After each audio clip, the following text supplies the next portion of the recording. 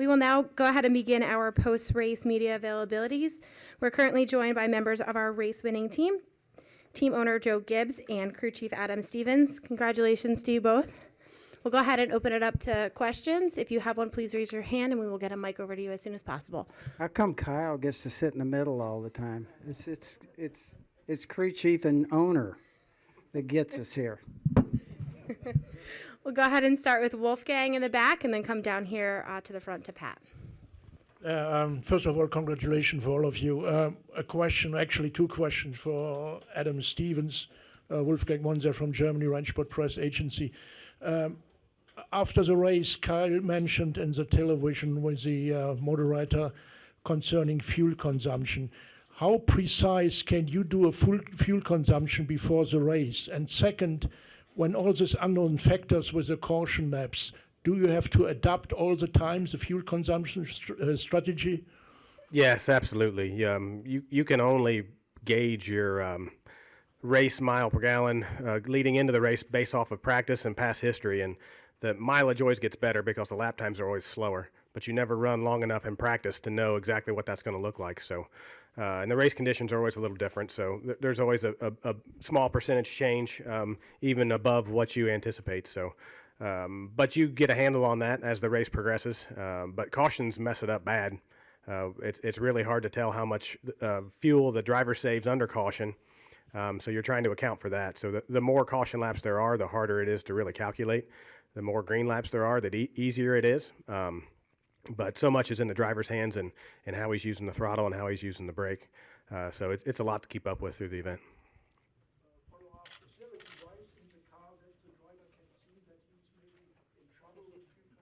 No, nothing at all. All he has is what we tell him. And there's no feedback from the car at all. We'll go to Pat. Pat DeCola, NASCAR.com. For either or both of you, numbers aside, where does Kyle rank among the all-time greats? Take that one, Coach. I think I'm always leery about all-time when you start talking in pro sports because there's been so many great ones. So I'm leery of that. I do think that Kyle has the unusual ability of some athletes. Been in football. You see it over there sometimes, not very often.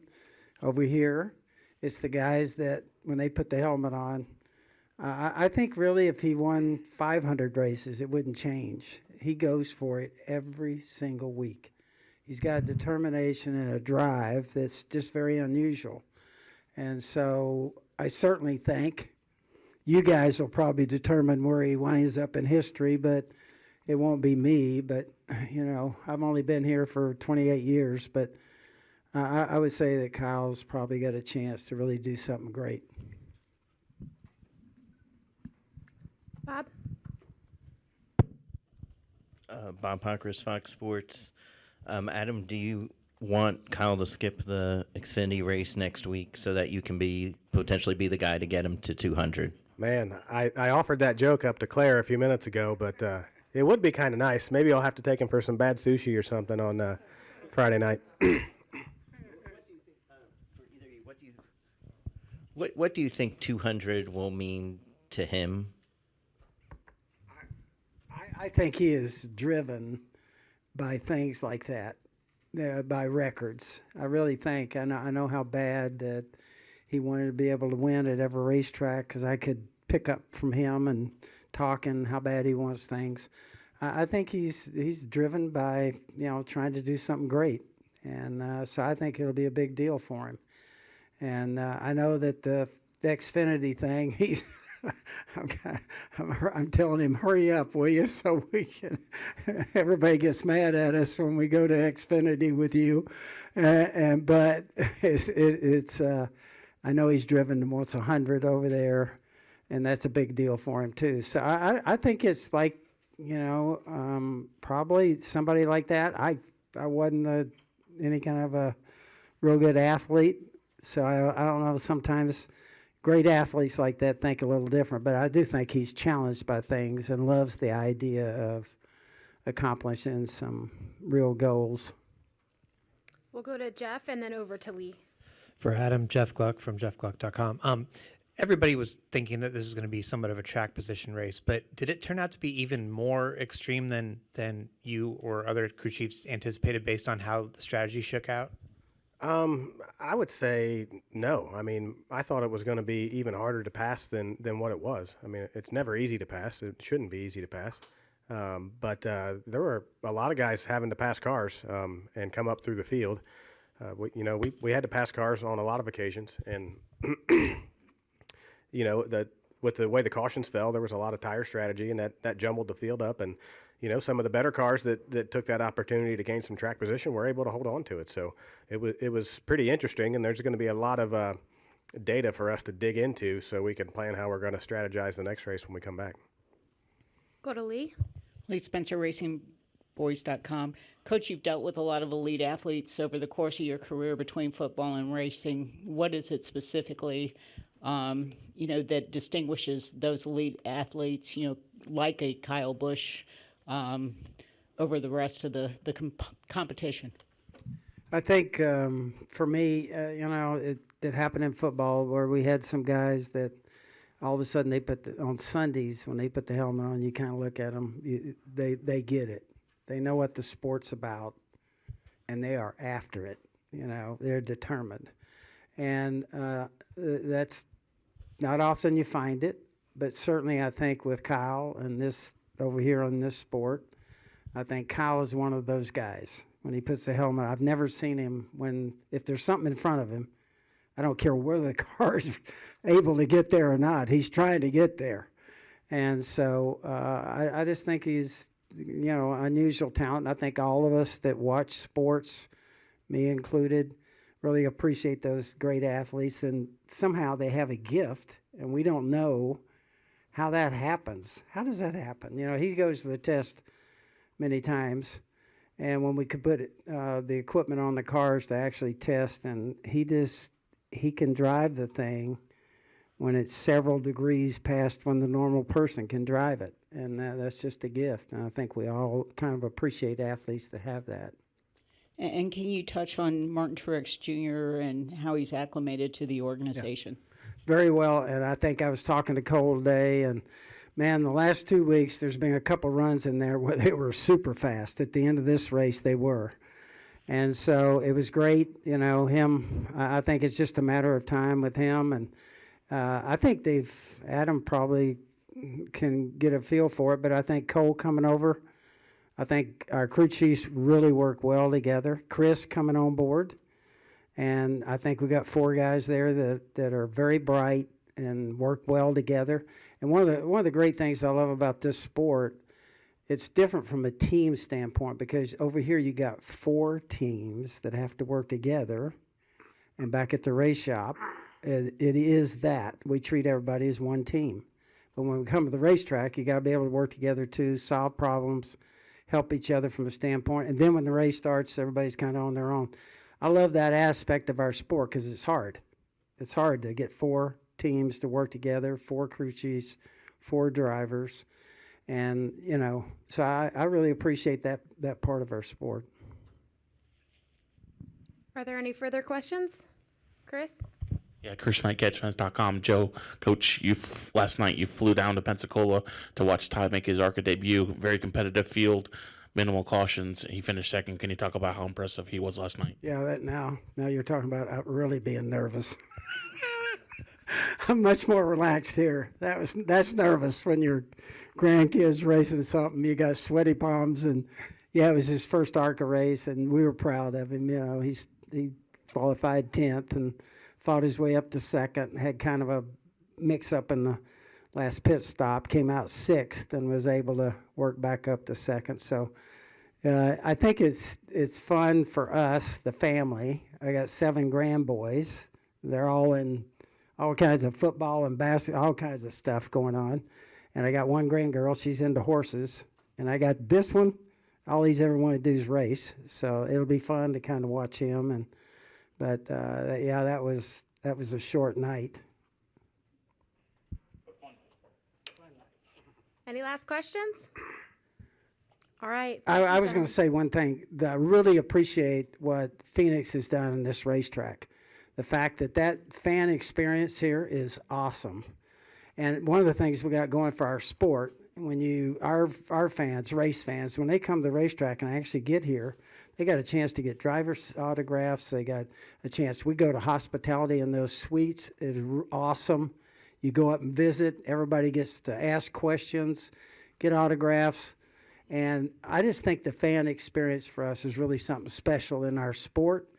And I love that aspect of it. And, of course, the one thing I wanted to just touch on, Toyota, Interstate Batteries, Mars, for us re-signing with them. It's so important. It's a total team effort, and our sport is totally different in that you got to have a great sponsor. So I wanted to thank them. But I really appreciate what has been done here, and I think this is where our sport needs to go. And when you get fans that are standing right in the garage area with the cars being worked on, it's just, I think it's an awesome experience, and I think that's really what happens in our sport. Those are things you can't buy. If somebody comes to the racetrack and has a great experience, gets a chance to get an autograph and be right there with the cars worked on, be on pit road. So I just really appreciate that. And I wanted to say I really appreciate this racetrack and what they've done to make that kind of experience and help our sport. Thank you.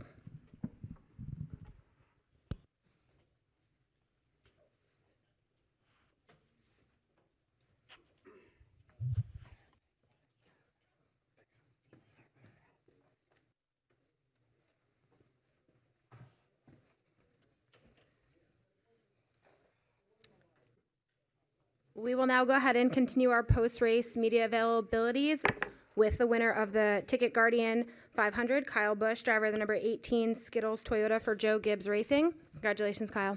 Thank you. Appreciate it. We'll go ahead and open it up for questions. Please raise your hand and we will get a mic over to you as soon as possible. How could there be anything left to talk about? We'll start here with Jeff. After the race, a lot of the drivers were talking about how difficult it was to pass, but it seemed like you were the one car out there that could pass and put your car at different places. Did you feel like it was difficult to pass? And if so, how did you get around people? Yeah, it was certainly tough to pass. Yes, it wasn't easy. You were really stuck and mired behind guys. I got close to Blaney, and then I got real tight, and then he kind of got away, and then I ran him back down, and it's just kind of like an accordion thing. You cool your stuff off, you go back after him, and then you get too hot and too tight when you're behind him, and then you got to cool back off again. And then you got to wait for traffic. Once Blaney got the traffic, he had the same problems I had because now he's behind other cars that are in front of him. And then that's when you kind of get to see whose cars are better than other cars and not just the guy who's out front, is when you can maneuver and get through traffic and stuff like that. So I just started working the racetrack and just started moving around and trying to find something and trying to get low and high and everywhere in between to try to just keep trying to find clean air or cleaner air in order to get by him. So like maybe if it's a different situation where it's not a long race at the end and he's out front, yeah, like you might not be able to get it. That's right. Yep. If it's a 10-lap run, it's his. If it's 20 lap, 30 lap, 40 lap, 50 lap, it's probably his race. But because it was a long enough run, right, that we got to some string of lap, like even some of those stragglers that were a lap car here and then a lap car there and then a lap car there, like he could get through them fast enough that I couldn't do anything with him. But once it got to that train of about 5 of them that Brad was in, and I don't even remember who else was in. I think Hemrick was in. That's when it became tough. Are there any other questions? We'll go to Pat, John, and then Reed. Pat DeCola, NASCAR.com. What's going to feel better, actually getting 200 or never having to answer that question again? Yes. I don't know. It's just we've been talking about it for a long, long time, and certainly. I don't know what else to say that I've not already said. It's just a goal that I set out long time ago. I think it was actually, I don't remember who asked me. It might even have been Carrie Tharp, but just having the opportunities that I have, we just go out there and try to win each and every time we're in a race car. That's what my job is, and we just keep winning, and the stats will keep piling up. Go to John. John Heverland, New Mexico Motorsports Report. So at the start of the race, Ryan Blaney spun the tires. Throughout the day, several guys blew tires. Kevin Harvick and Joey Logano kind of indicated that the tires maybe weren't the greatest. As someone that's been critical of Goodyear, I just wanted to get your thoughts on what the tire was like today. Yeah, they were too hard, I think. For as fast as we were going here, they produced well for us. But I would say running on the Xfinity car, because I had the Xfinity race to run, they were way too hard for the Xfinity cars. So that just kind of shows you that they were probably somewhat too hard for the Cup cars. But softer tires just means faster lap times and even harder to pass yet. So, it was a challenge. But everybody's on the same 4 rubber blocks anyways. So you got to do the best with what you got. We'll go to Reed and then back to Wolfgang. Reed Spencer with NASCAR Wire. How much fuel did you have to save, and was that a bit easier because you were running behind Blaney? Well, when we came off pit road and I was told, we'll be fine on fuel to the end, I didn't really have any fuel worries. I didn't have any thoughts that we were going to be short. So I ran as hard as I could to try to catch Blaney, to try to push him, to try to make sure that I could wear him down. And once we got to traffic, I felt like that goal was accomplished.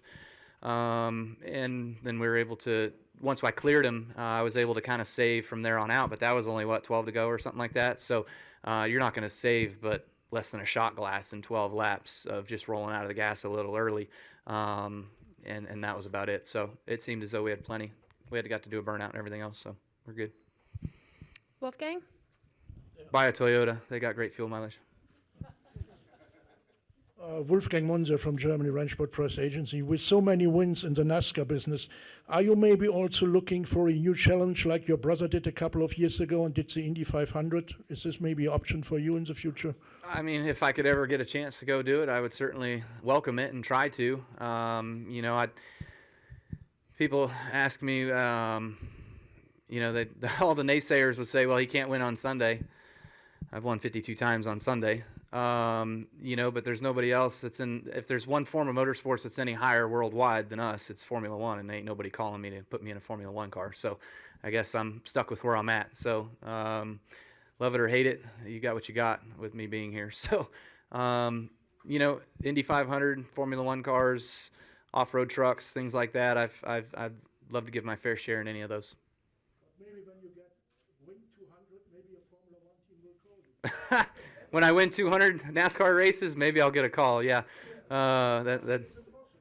Well, you probably are going to go overseas, so knock on some doors for me, will you? I promise, yeah. Okay. All right. Thank you. My phone number is 800-555-5555. It'll ring right to me. We'll go all the way to the back. Hi, I'm Mary with Late Model Digest, and this is a very light mood question. Did you have to build a house for all your trophies? You're not the first person that's asked me that question, but it is a funny question. It's yes, I did have to build a house. It's a 77,000 square foot building in Mooresville, North Carolina, that houses Kyle Busch Motorsports and houses 199, plus all of the KBM drivers' trophies and stuff like that. So we've gotten our fair share of trophy cases that we've gone through, and every time we build a new one, we fill it up. So it's a good problem to have, and it's been fun. There's actually a few trophies in a few people's offices and things like that. A couple of them sitting on the floor, so they're all over the place. Are there any last questions for Kyle? Jim? Jim Utter, motorsport.com. Were you surprised at all at how much varied tired strategy played a role in today's race? And do you see, there seems to have been a little bit more of that in the last couple of races. Do you see more of that playing out this season? Yeah, I think that yes. The reason why there's more tire strategy and things like that happening is because guys are just trying to jump the line and get farther up towards the front and then hold them off with just blocking their air, So because it's harder to pass, the tires don't mean as much, even though we put on 4 about every time and we were able to pass up through there. It took us a little while, but it's every week. When the fastest car finally gets out front, it's hard to beat the fastest car unless they mess up or unless you can get enough adjustments into your car that make you better and faster than the guy that's out front, and you can put on a race. But like today, I felt like the 12 was actually the best car this weekend. He was certainly fast. He sat on the pole. He was really quick, short run speed.